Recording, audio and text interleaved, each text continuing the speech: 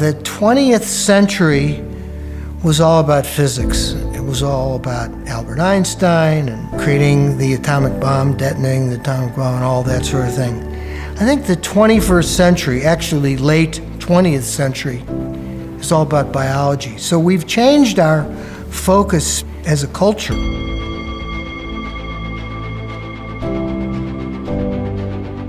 As creative individuals, we look at either experiments in nature or accidents and learn from things. During the First World War, one side was trying to kill the other side with this toxic gas called mustard gas.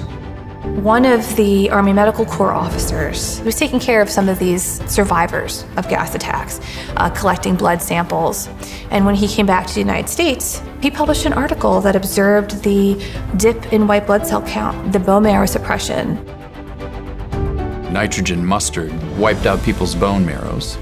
So the thought was, let's use lower doses of it and make it less toxic to wipe out the abnormal bone marrows of people who have leukemias and lymphomas. In 1942, an Allied ship was docked in the harbor of a town called Bari in Italy.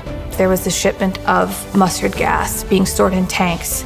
When the Germans bombed the harbor, the ship exploded and the mustard gas went into the water. This was a tragedy, of course, and it was an embarrassment for the Allies. And so the public health consequences were taken seriously. And the same bone marrow suppression, this dip in blood cell counts, was noticed again. Mustard gas actually was the forerunner of being able to start to poison not the person, but poison the cancer. One of the first humans who received that as a chemotherapy for a known cancer was Babe Ruth. And when he spoke in his farewell address at Yankee Stadium, he was actually being treated with chemotherapy agent for a malignancy. He had a response for about 6 months, and then, his tumor came back and ultimately took his life.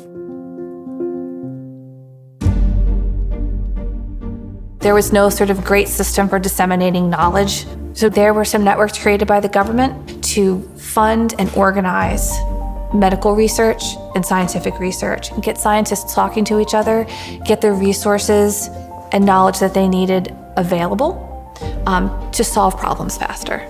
Particularly, there was the use and the concept of combining chemotherapies. Scientists started figuring that if one worked on part of the cancer and another one would work on another part of the cancer, that together there would be stronger responses. And that indeed was the case. So starting in the 60s, this concept of combination chemotherapy came into vogue.